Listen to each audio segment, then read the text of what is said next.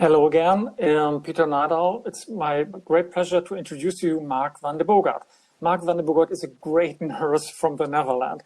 He has more than 25 years of ICU experience, made his master degree in nursing science in 2005 and his PhD in 2012 about ICU delirium. Now he's a senior researcher in the ICU at the Radboud University Medical Center in Nijmegen in the Netherlands. He published a lot of papers about ICU delirium and other aspects of ICU care. And he is doing a lot of research, actually, and leading master students, PhD students. And my impression is he's always doing research and publishing paper. So I'm a huge fan of him, following on Twitter, for example, and I'm very keen and curious about this session about pain, sedation, and delirium management. Mark, please start. Thank you, Peter, for this nice introduction, and thank you for listening and watching this presentation about pain, sedation, and delirium management in ICU patients. And we have three learning objectives, and one is why do we need sedatives and analgesics in ICU patients? The use of anago sedation and how this changes ICU practices, and how to recognize delirium and how to prevent and treat ICU delirium. So these learning objectives are connected to the content of my presentation about pain, sedation, and the delirium management. So, what do you need to know when entering an ICU as a nurse? First, most ICU patients are critically ill and need intensive monitoring. Also, one or more organs may fail to function and need support. For instance, to support the patient with breathing and to keep up a good oxygenation in case of respiratory failure or post-operative after major surgery. And those patients need support of the mechanical ventilator, and in that case, the patient is not able to speak because of the endotracheal tube. And in case of heart failure or shock, support of blood pressure increasing drugs like inotropics are necessary. And in case of kidney failure, support with dialysis can be necessary. But important, and in short, patient's situation in the ICU can sometimes be very fragile, and therefore stabilizing the situation is crucial. For the patient, this situation can be very stressful, highly uncomfortable, and painful. And therefore, I'm focusing on the use of analgesics and sedatives and about delirium, which occurs frequently in patients in the ICU while they are critically ill. So this presentation is built up on the pain, agitation, delirium, immobility, and sleep disruption guideline of the American Society of Critical Care Medicine, which was published in 2018. So this is an evidence-based presentation.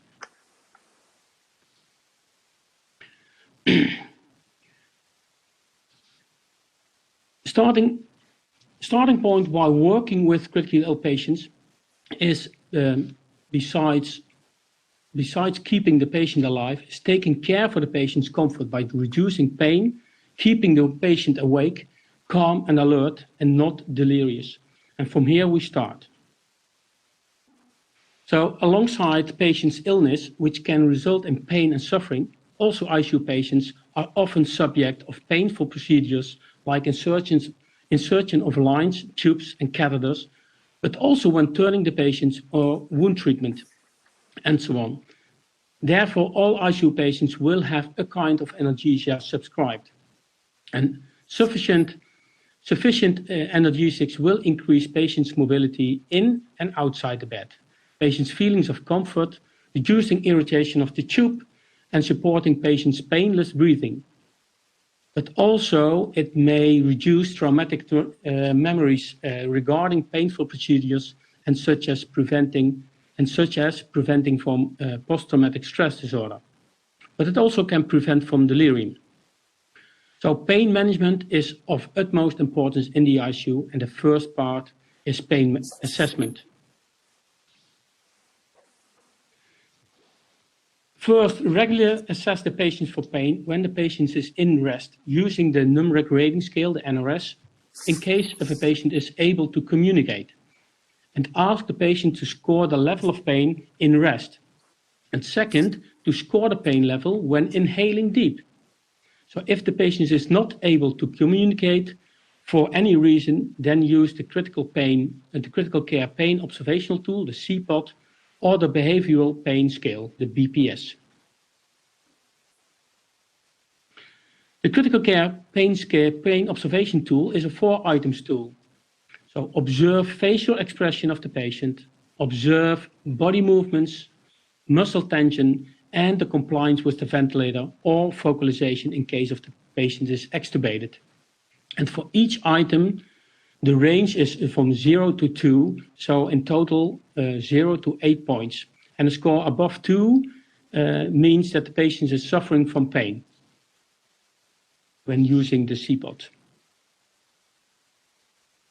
The behavioral pain scale, the BPS, is a 3-items tool observing facial expression, the movement of upper limbs, and third, the compliance with the ventilator. And with a score of from 1 to 4 per item. And the score of a 6 or higher, then the patient is suffering from pain when using the BPS. Importantly, both assessment tools are well validated and therefore recommended for use in the ICU. And the starting point of pain management is that a patient does not need to suffer from pain. So not while in rest, but also not during or after a procedure. Use standard treatment of acetaminophen or paracetamol as an adjuvant therapy to opioids. That's important. And the use of an analgesic like opioids and recommended opioids are use of fentanyl, morphine, or remifentanil. But of course, there are more opioids that can be used in the ICU. Important to remember is to increase the dose or bolus of an opioid before any painful procedure. Think of suctioning, line insertion, or wound treatment. Because we want a pain-free and comfortable patient. But remember, increasing the dose of an opioid will also increase will have a sedation effect of the analgesics, so which is also called the anago-sedation. Anago-sedation can be considered as a side effect of analgesics when increasing the dose, but it can also be used as a treatment effect to have a patient free from pain and in a kind of drowsy state to comfort the patient. The second reason for anago-sedation can be the combination of sedatives and analgesics with a high dose of an opioid added with a low dose of sedative, because the less you need the sedation, the better the outcome of the patient. So bringing me to the next topic, which is sedation. Main reason for the use of sedatives in ICU patients is to relieve anxiety, because the ICU environment, but also the situation of critical illness, can result in an increased level of anxiety and sometimes also in agitation of the patient. And especially this can be very harmful when the patient's situation is respiratory or hemodynamically or both very unstable. And in those cases, patients are treated with sedatives. And since we are aware that sedatives results in more delirium, prolonged duration of mechanical ventilation, immobility, etc., we nowadays use sedatives less and short as possible. Therefore, the use of anago-sedation is often recommended above the use of sedation. And always use sedation in combination with an opioid. Important to mention is then one might think that a patient on sedation is asleep, but that isn't true. This patient is in sedation-induced coma, so the patient doesn't sleep. That's an important thing to remember. Recommended are the use of short-acting sedatives, propofol or dexmedetomidine, or Dexmed, above the use of benzodiazepines, like midazolam or lorazepam. because of the short-acting sedatives, have better results on short-term outcomes compared with the benzos. When we need to sedate the patient, the target sedation level is light sedation. This means the patient is easy to awake and is more or less in a drowsy state. In case of a very serious condition, and as we have seen during the COVID-19 crisis, very unstable patients, or when any movement or effort of the patient will worsen patient's situation, in that case, deep sedation can be necessary. Also, when patients are on the mechanical ventilator and are treated in a prone positioning, often deep sedation is needed. And that's what we saw also the case in the COVID-19 ICU patients cases. How do we assess patients' level for sedation? The Richmond Agitation Sedation Scale, the RASS, is worldwide the most used sedation assessment tool, although there are some other well-validated assessment tools like the SAS or the MAS. When the use of sedation is recommended, then the target level of sedation is a RASS -2, -1, which means the patient is in a drowsy or light sedated state. And when deep sedation is necessary, then the target level of sedation is RASS -4, -5. The patient is then in a coma.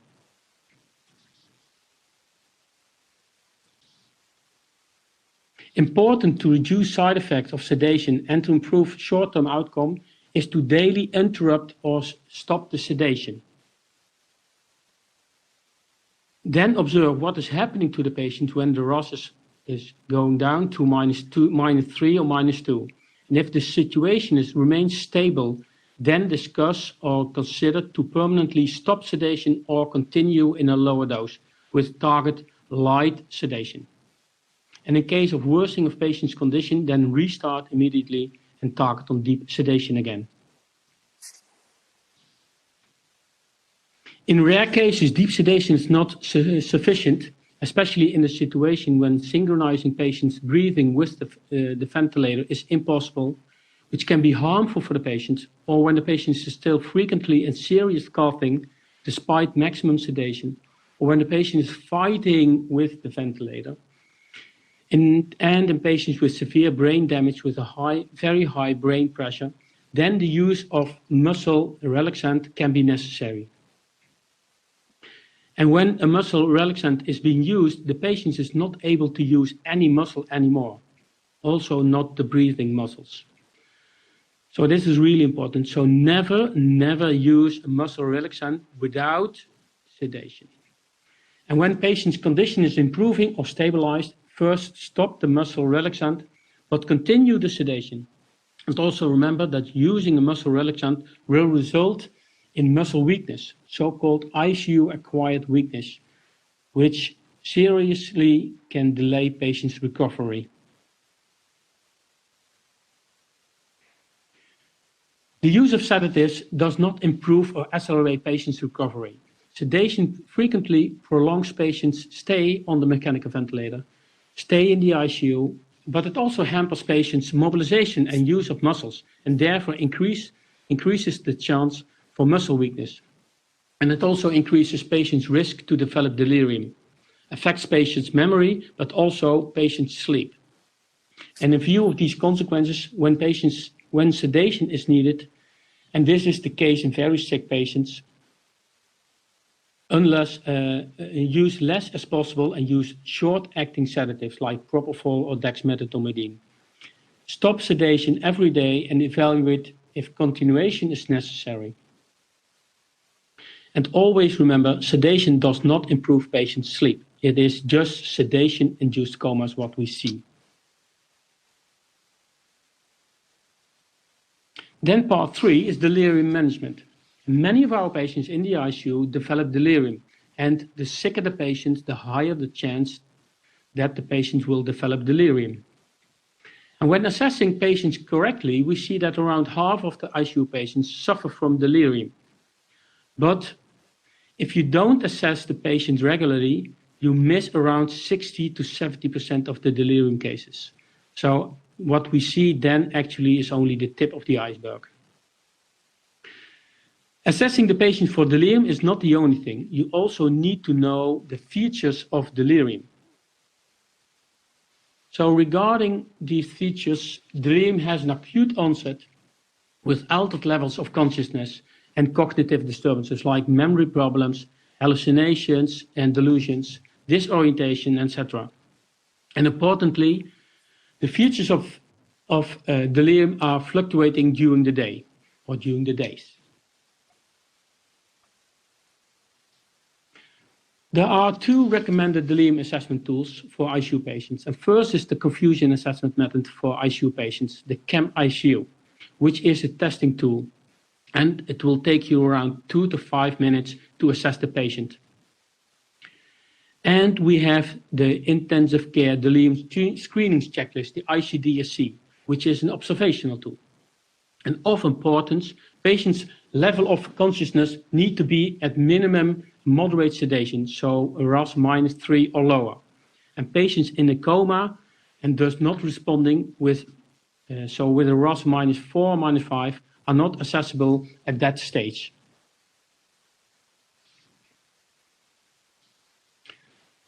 So each delirium assessment starts with assessing the level of consciousness using the RASS. And if the RASS is different from the previous measurement, then there is a change in the mental status. And this is the first item of the CAM-ICU. If the RASS was similar, then check if the patient's cognitive state is different from home or if this fluctuates during the day. And this is domain 1.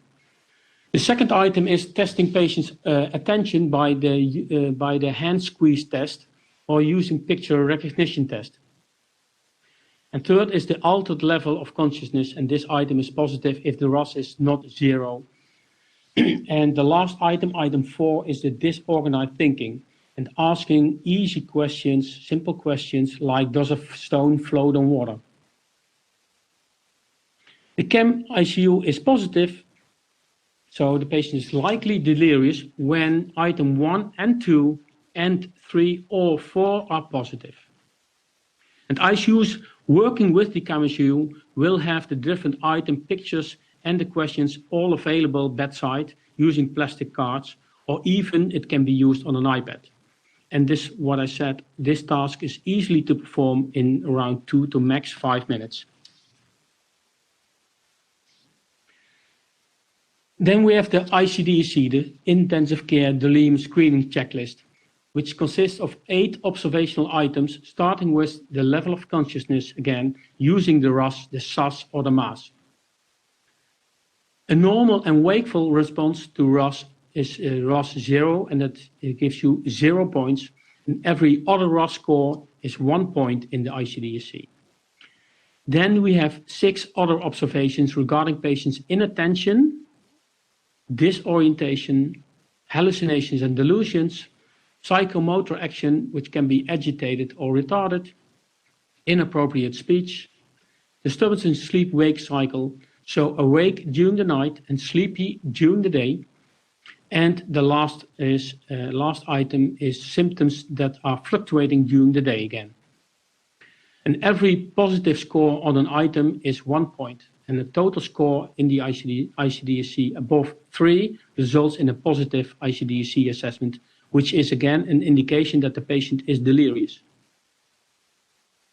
A score between 1 and 3 indicates subsyndromal delirium, so not a full-blown delirium, but subsyndromal. So now you know how to assess the ICU patient for delirium. Then the question is, can we prevent ICU delirium? And we know from several studies that the use of prophylactic drugs are not useful.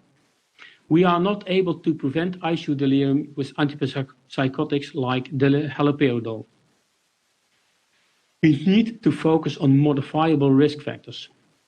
As previously said, adequate pain treatment is crucial, and also for the delirium prevention. Avoid hypoxia, avoid the use of benzos and sedatives. Furthermore, improve patients' vision and hearing by offering glasses and hearing aid. Reduce noise and alarms, improving patients' sleep, more light during the day and less as possible during the night. Bundle the interventions, procedures that need to be done during the night, and avoid too much sleep during the day and keep the patients awake during the day. And also the role of the family can be crucial, and therefore extending visiting hours, if possible and allowed, can be helpful in reducing the burden of delirium. Another last important issue is early mobilization. And mobilize the patients as soon as possible. This really triggers patient's brain. So it's not only mobilizing patient's limbs, but it also activates patient's brain. I think that we as nurses can make the difference in this.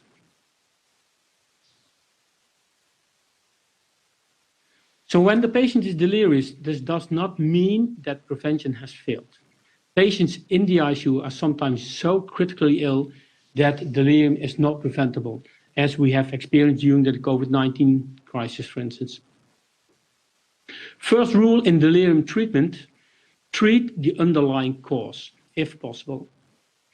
So adequate pain treatment of hypoxia, reducing the deliriogenic drugs like benzos and sedatives. Until now, there is no evidence that antipsychotics are able to terminate delirium. So we don't use any antipsychotics anymore for delirium treatment. However, when the patient is agitated or suffering seriously from hallucinations or delusions, I'm favoring still to treat this and only this with antipsychotics, till there is evidence that this is also not effective. And lastly, continue all interventions which you used already for prevention, like improving or restoring the sleep-wake cycle, the use of patient glasses and hearing aid, mobilize the patients, avoid the use of physical restraints. And one of the most important things is also in prevention is encourage the family to visit the patient. They know the patient the best and how to handle in several situations of discomfort, anxiety, sleep, relaxation, rest, etc. So dear attending colleagues, hope that this presentation made clear that pain, sedation and delirium are strongly connected, and pain assessment and adequate pain treatment improves patients' comfort, and also the use of sedatives and use less as possible will result in a calm and alert patient with a low risk to develop delirium, and preventing delirium or reducing the symptoms of delirium will also contribute to patients' comfort while in the ICU. If you have any questions regarding this presentation or otherwise, please send me an email, which you can see here. Thank you for your attention. Great. Thank you very much, Mark, for this excellent introduction to the PEDIS guideline and the management of sedation, pain assessment, and delirium management. Very, very important. I think we have time for a few questions. I know you have to hurry up, but I think for nurses who start working in the ICU, it can be very frightening, strange how to approach to a patient with mechanical ventilation and thinking about sedation. And first question is, when patients really require deep sedation and they are in coma, do they perceive anything? Does it make sense when I'm talking to them? Or is it better to shut my mouth and doing nothing? So what we normally do is we act like patient is hearing us. So also when the patient is deeply sedated, so with a RASS -4, -5, so the patient is in coma, we act normally like as we do normally, and we think that patients are hearing us. And what we sometimes hear from the patients afterwards, that they heard all our conversations. So it's really important to talk to them normally. And what is really important, I think, that it's also that we have to be positive about the patient's recovery. I think that's really important and really important to know for the patient. Yeah. despite the situation. Sorry. Yeah, that's a really good advice. I appreciate it. And you mentioned the assessment of CPOT or BPS and RUS, CAM, ICU. How often do I have to do this for a single patient? So when the patient is sedated, what we normally advise is to assess the level of sedation, so using the RUS, the SAS or the MAS every 2 hours. And when the patient is not on sedation, then you can do it only once in a shift, so once in an 8-hour shift, or twice if you have a 12-hour shift. And for pain assessment, it's similar to every 2 hours. And also when the patient is undergoing a procedure or something else, then we also have to do it more frequently. Yeah, depending on the procedure. Exactly. And also what was the previous pain score? So for instance, when the pain score was 8 or something, or a CPOT score for 6, and the patient needs some extra opioids, then when you administer the opioids, then we have to reassess 30 minutes later if it's effective or not. Yeah, makes sense, of course. Yeah.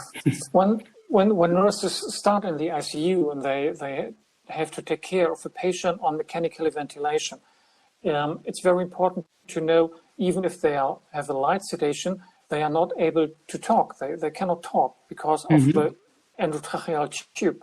How can I talk to a patient with an endotracheal tube, and how can I assess him for the CAM ICU, for example, because he's not able to speak? How can I do this?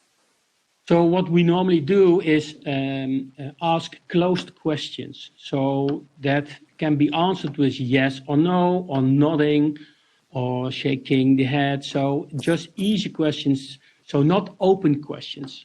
Because that is really difficult for the patients, and can also be very stressful for patient, because he's not able to speak, and he's willing to sometimes, especially the light sedation patient. So it's very crucial to ask simple, easy, closed questions with answering with yes or no.